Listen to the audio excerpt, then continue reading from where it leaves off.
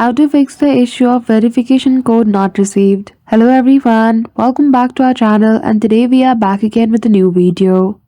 So without any delay, let's get into it. For that, firstly open WhatsApp application. Firstly, make sure that you have not received any messages in the WhatsApp.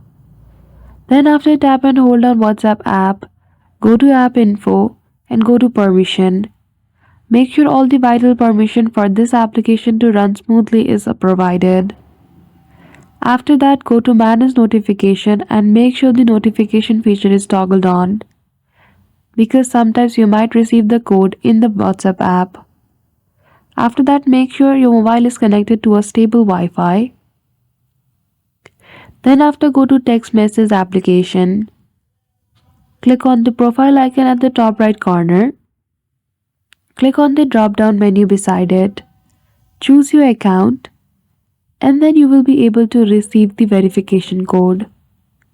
So I hope you found this video helpful. If you did, don't forget to give it a thumbs up and subscribe to our channel for such tutorial. Thank you for watching till the end.